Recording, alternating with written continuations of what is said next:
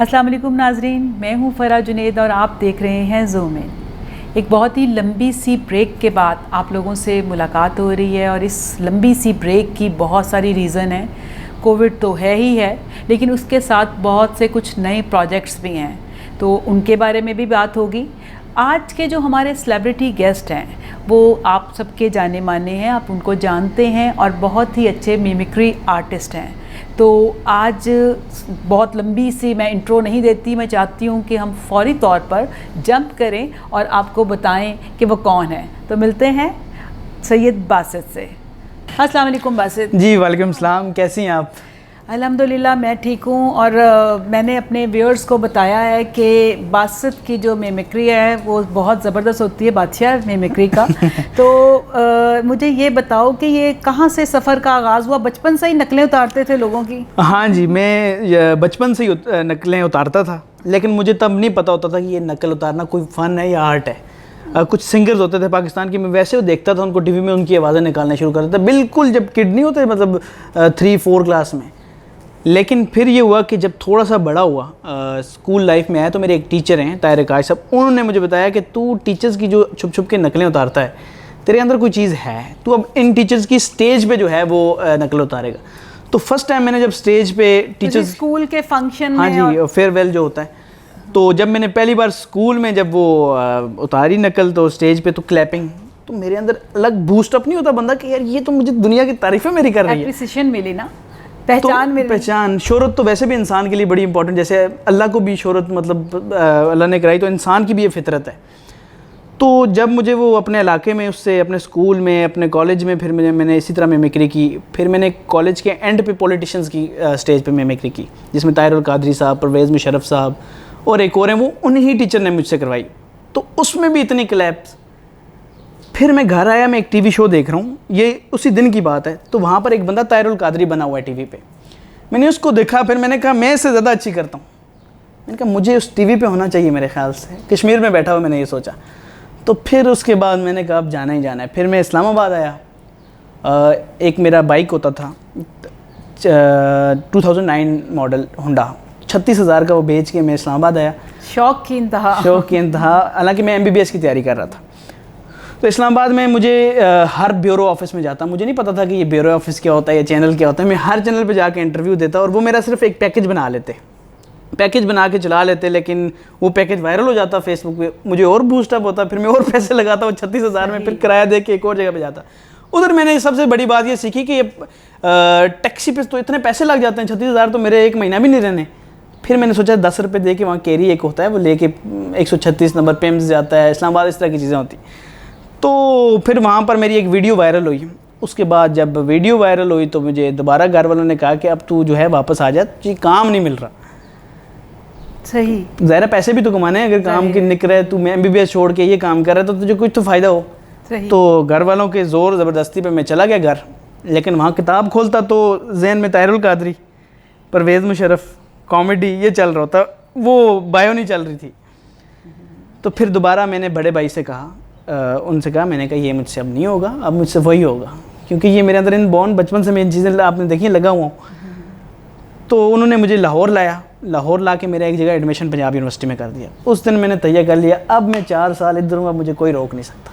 सही। तो उसके बाद फिर मैं उसी तरह चैनल पे जाना शुरू हुआ, तो मेरी वीडियोस वायरल होना शुरू हुई सोशल मीडिया पे। फिर एक चैनल ने पिक किया, फिर वो दूसरे चैनल ने, फिर चलते चलते इस तरह जो है। सही। तो आप यहाँ तक पहुँच गए। यहाँ तक आपकी दुआ से। ये तो आपके सारे शौक की, और इसमें आपने जो सेक्रीफाइस किया, तो इसमें क्या आपको लगता है कि आपने अपनी एजुकेशन को कॉम्प्रोमाइज़ कर दिया? नहीं, एजुकेशन साथ साथ की ना मैंने, तो वो चल रही है वो। हाँ, वो तो BS honours maths communication Punjab university से। गुड, ये तो बहुत ही अच्छी चीज़ तो है। एजुकेशन तो मैंने नहीं छोड़ी, लेकिन इस पे ज़्यादा फोकस रखा और अच्छा किया। तो इसके लिए कुछ कुर्बानी देनी पड़ी? कुर्बानी इसके लिए मेरे ख्याल में मेहनत और दिमाग, सोचना, अपनी सोचें, आइडियाज़ देनी पड़ी। कुर्बानी यही होती है, मेहनत से बड़ी और क्या कुर्बानी होती है, कि आप दुनिया की हर चीज़ भूल के अपने काम पे पैशन से चलते रहें। ठीक है, पेशेंस तो हर चीज़ में ज़रूरी है। जी।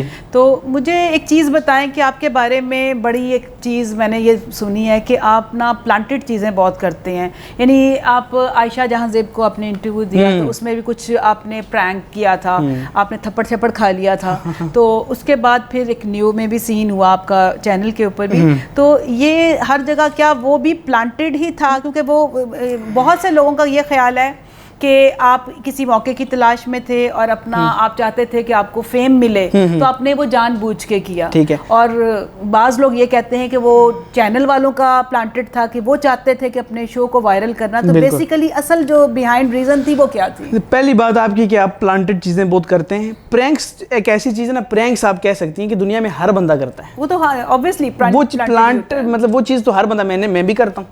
मैंने बहुत सी ऐसी चीज़ें की हैं, एक नहीं की, बहुत ज़्यादा की हैं। न्यू टीवी ज़रा मेरा चैनल तो है नहीं, इतना बड़ा चैनल हो और माने वो मेरा हो और वहाँ में प्लांट कोई मेरे तरीके से कैसे चल सकता है, गेस्ट के तरीके से। वहाँ पर ये है कि जो चीज़ एक मेरे अंदर की सोच थी ना, बेशक मैंने वहाँ सोचा था कि मैं ऐसा करूँगा, आज मैंने वही किया। अपनी सोच मैंने लड़ाई है वहाँ पे। मैं किसी और जगह वो सोच शायद नहीं कर सकता था, कोई जगह आप बताएं मैं कर सकता था। वही एक प्लेस थी जहाँ पर वो डांस हुआ, तो मैंने कहा अब इसका जवाब देता हूँ। बिल्कुल जो है वो फिर मैंने एक आपने देखा जो वायरल भी हुआ, उसी तरीके से रियलिटी के बेस्ड पे मैंने वो जवाब दिया। नहीं, क्या वो आपकी अपनी एक्चुअल फीलिंग थी या जस्ट एक्चुअल फीलिंग थी? आपको पता है औरत मार्च पे मैंने सबसे ज़्यादा वीडियोस बनाई हैं। आप अगर आपने यूट्यूब पे निकाल के पीछे देखें, मैंने मार्च में जाके उन ख़वातीन के साथ वहाँ पटा किया।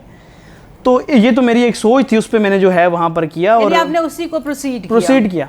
बिल्कुल रियलिटी वो चीज़ ऐसी है, वो फेक हो ही नहीं सकती। सही। जो एजेंट चीज़ है वो फेक कैसे हो सकती है? कि कोई अपनी बेइज्जती करा सकता है? मुझे ये बताएं, कोई चैनल अपनी बेइज्जती मेरे थ्रू करा सकता है? कभी भी नहीं करा सकता। उसमें इनफैक्ट बहुत सारी चीज़ें होती हैं ना, वायरल करने के लिए आजकल जूते भी खा लेते हैं लोग। टॉपिक देखें ना, टॉपिक बहुत हसास है। वायरल करने के लिए वहाँ में हज़ार चीज़ें कर सकता था, मैं यही टॉपिक क्यों रखता?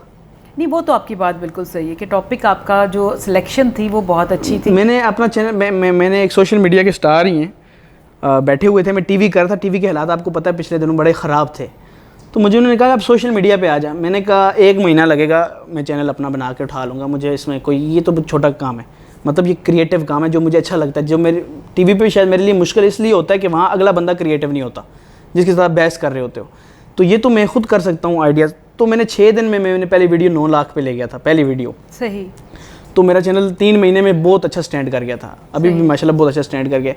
तो वायरल करने के लिए मेरे पास 1000 टॉपिक्स हैं, मैं कर सकता हूँ। मैंने एक बहुत पहले एक वायरल किया था, वो चाइना में अलग ज़बान में वायरल है, इंडिया में अलग ज़बान में वायरल है, तो वो तो मैं कर सकता हूँ। लेकिन ये टॉपिक बड़ा हसास था और ये बिल्कुल सही जगह वायरल हुआ है और ये अच्छी चीज़ वायरल। ये तो उस सवाल का जवाब आ गया। अब मुझे ये बताएं कि आप मिमिक्री करते हैं बहुत सारे लोगों की, स्पेशली सबसे पहले तो हम आते हैं अपने प्राइम मिनिस्टर की तरफ, तो वहीं से स्टार्ट लेते हैं। तो लाइक उसमें आपको एक सिचुएशन हो, अगर कि 18 ईयर की वो शादी का कंपल्शन जो कह रहे हैं, तो अगर फ़र्ज़ करें कि आपको इसी टॉपिक से हम स्टार्ट करते हैं, डिफरेंट लोग कैसे उसको एनालिसिस करेंगे? आप नाम लें फिर। इमरान खान साहब। इमरान खान। अच्छा, मेरी मिमिक्री में डिफरेंस ये है कि मैं हर तरह की आवाज़ में मिमिक्री करता हूँ। जैसे टीवी पे कुछ लोग मिमिक्री कर रहे होते हैं, उनकी तरह भी कर सकता हूँ, अपने तरीके पे भी करता हूँ। अब मैं करूँगा अपने तरीके से। इमरान खान सबसे पहले मेरे पाकिस्तानियों, अल्लाह का शुक्र है कि मैं वो बंदा हूँ। मैंने जब इस कौम को देखा कि इस कौम में फ्रस्ट्रेशन बहुत है, तो मुझे लगा इसकी सबसे बड़ी वजह शादी है। लोग शादी नहीं कराते बच्चों की, और फिर वो कभी कॉलेज के बाहर होते हैं, कभी वो यूनिवर्सिटी के बाहर होते हैं। तो मैंने कहा कि अब उन पेरेंट्स के लिए सज़ा है कि 18 साल की उम्र में बच्चों की शादी कराई जाए, और इसी वजह से उसी दिन बासत ने भी निकाह किया। सही। मैंने भी उसी दिन निकाह किया। आपने ये आप सच्ची का? हाँ, उसी दिन हुआ है। चलिए, ये भी एक खबर है। मैंने सोचा कि शायद ये आपके स्क्रिप्ट का हिस्सा है। नहीं, ये मैंने किया। साद रफीक साहब कह रहे हैं, देखें खुदारा कोई होश करें, फजूल बात ना करें। देखें खान साहब, आपने जो 18 साल की उम्र में शादियों फ़र्ज़ की हैं बच्चों पे, ये बड़ा जुल्म है। हम इंशाल्लाह मियाँ साहब के साथ मिलकर इस पर धरना देंगे। मियाँ नवाज शरीफ साहब तो बाहर हैं, इंशाल्लाह शहबाज शरीफ साहब के साथ मिलकर हम धरना देंगे। बच्चों के साथ जुल्म है। अब वो बच्चे कॉलेज जाएं या अपनी दुल्हन को लेके जाएं, सबसे बड़ी बात ये किधर लेके उसको फिरते नहीं, अब उसने बस्ता भी उठाना है, साथ में दुल्हन को कैसे लेके जाए, ये उसके लिए एक बड़ी बेशर्मी वाली बात है। तारुल कादरी साहब, ये जो इमरान का 18 साल की उम्र में शादियों वाला निज़ाम है, ये निज़ाम ठीक नहीं है। लोग कहते हैं मैं जलाल में आता हूँ, मैं जलाल में नहीं, मैं कार में आता हूँ। और मैं कहता हूँ बच्चों आप भी आओ कार में, लेकिन दुल्हन के साथ नहीं, दुल्हन के बगैर आओ। ये तुम पे जुल्म है और इसके खिलाफ मैं धरना दूंगा। सही। और तारिक जमील साहब क्या कहते हैं इसके तारिक जमील साहब वो उनकी नहीं माजरत उनकी, हम उनसे प्यार करते हैं, मोहब्बत करते हैं, और जिनसे मोहब्बत की जाती है ज़ाहिर है अब उनकी आवाज़ मुझे आती है, मैं क्यों ना करूं, ये भी एक सवाल है, मेरे गले में फंसी हुई है। मेरे भाई ज़िंदगी में याद रखो, ज़िंदगी में याद रखो, वो तो फेवर में ही कहेंगे जब तुम जवान होते हो तो इंसान के अंदर ये ऑटोमेटिक सीन है कि उसका दिल करता है कि वो शादी करे, ये ऑटोमेटिक है, ये तुम्हारे कंट्रोल में नहीं है, कंट्रोल में नहीं है। तो अपने बच्चों की शादियां जल्दी करो ताकि तुम्हारे मुसलमानों की नस्लें बढ़ें। जब तुम्हारी नस्लें बढ़ेंगी तो गोरों की नस्लें ऑटोमेटिक वो डरेंगे कि मुसलमान दुनिया में ज़्यादा हो गए हैं। और आज दूसरा बड़ा ये बात है कि अमीर अमीर से अमीर तर होता जा रहा है, गरीब गरीब से गरीब तर होता जा रहा है। तो आपस में शादियां जो हैं वो रिश्तेदारों में करो, और मेरा दिल करता है कि ये लव मैरिज करें, अरेंज नहीं करें। बीमारियाँ हैं, शुगर है, ये लटर पटर सब, आपको जो करना है वो लव मैरिज करो, चाहे वो 5 साल के लिए लव हो फिर शादी कर लो, लव मैरिज करो। जाकिर नाइक साहब, मेरा एक सवाल है आपसे। जी एक भाई साहब सवाल कर रहे हैं, पहले इनको सुनिए प्लीज। जी मेरा सवाल ये है, क्या 18 ईयर्स की उम्र में शादी जायज़ है? Let me answer you. भाई साहब, एक भाई साहब ने सवाल पूछेंगे कि 18 साल की उम्र में शादी जायज़ है कि नहीं जायज़ है? तो भाई साहब रिपीटली सेइंग कि जब आप 12 साल के होते हो, मेरे तरफ से 9 साल की उम्र में कर लो, शादियां करो। तो शादियां करने का सबसे बड़ा फायदा भाई साहब ये है कि आपका इस्लाम प्रमोट होएगा, दुनिया में आपका नाम पैदा होगा, आप गंदे कामों से बचेंगे, आप ऐसी चीज़ों से बचेंगे जिसके थ्रू आप जन्नत में जाएंगे इंशाल्लाह ताला। Hope you I suppose you understand my thing, but I want to say कि शादियां जल्दी करो, और जल्दी शादी करने का सबसे बड़ा फायदा भाई आप जन्नत में जाओगे इंशाल्लाह। वी विल मीट इन जन्नत, आप जन्नत में मेरे साथ वहाँ पे होंगे, ये मेरी गारंटी अगर आप जल्दी शादी करेंगे। ज़बरदस्त बासित, बहुत ही अच्छा। आपने आफ्ताब भाई की भी कोई मिमिक्री की थी, वो करना चाहेंगे? देखिए करना तो नहीं चाहूँगा क्योंकि डर गए। नहीं बड़े वो स्टोरी तो बताएं। स्टोरी है कि वो मैंने तो ज़रा आपको पता है मैं आर्टिस्ट हूँ। आप जब भी एक नए आर्टिस्ट होते हो, आप एक चैनल पे जाते हो तो कंटेंट आपका नहीं होता, ऑब्वियसली कंटेंट उनका होता है। तो ऑब्वियसली उन्होंने मुझे बॉल पे में था तो बॉल वालों ने कहा ये कंटेंट करें, कंटेंट उनका, कपड़ों का जो होलिया था वो भी उनका, मेरा था तो मिमिक्री थी और मैंने वो की, और पता नहीं अब उनको कैसी लगी होगी या क्या, लेकिन वो मेरा कंटेंट नहीं था। सही, वो मुझसे करवाया गया था, यानी वो आपसे करवाया गया। तो आप इतने उनकी खवातीन की किसी की नहीं कोई मिमिक्री करते? खवातीन की तो इतनी सारी शीरी मज़ारी हैं। अच्छा शीरी में हमें तो पता है, मैं तो इमरान भाई के साथ हूँ। इमरान भाई को मैं कहती हूँ कि इमरान तुम मेरी जान, तुम मेरी पहचान। ये जो 18 साल में तुमने बच्चों को इन काम पे लगा, हर बच्चा बड़ा होके कहेगा मैंने डॉक्टर नहीं बनना, मैंने दूल्हा बनना है। सही सही है। तो ये मिमिक्री के अलावा कभी ये नहीं सोचा कि एक्टिंग भी करें ड्रामे में, या कोई गाना शाना गाएं? गाना भी मैं आवाज़ों में आपको अमजद साबरी साहब सुना देता हूँ पहले। अच्छा। ओ भर झोली मेरी या मोहम्मद, लौट कर मैं ना जाऊंगा खाली, भर झोली सूरज की पहली किरण। तो आवाज़ों में कर लेते हैं, लेकिन मेरा खुद नहीं शौक हुआ, मेरा शौक कॉमेडी का रहा है। अब कुछ सियासत का शौक है आगे। तो अगले 5 साल में इनका अपने हल्के में मैं इलेक्शन भी लड़ रहा हूँ इंशाल्लाह। वाह। तो फ्यूचर की बाकी प्लानिंग्स में क्या है? Prime minister of Pakistan. वो तो आप हैं ऑलरेडी। नहीं, मैंने बनना है, ये मेरा प्लान है। आप देखें कुछ पहले मिमिक्री से बाहर आप, हाँ मिमिक्री आपने कभी देखा है दुनिया में मिमिक्री करने वाला ये कोई प्राइम मिनिस्टर बन जाए? इतनी बड़ी बात कह रहा हूँ, लेकिन मैं आपको बन के दिखाऊंगा। नहीं, सोच तो ऊंची होनी चाहिए इंशाल्लाह। तो बहुत शुक्रिया, आपने बहुत सारा टाइम दिया। और आपका शुक्रिया। आपके चैनल पे तो मैं माशाल्लाह से जुनैद भाई के साथ मेरे ख्याल में 4-5 साल हो गए।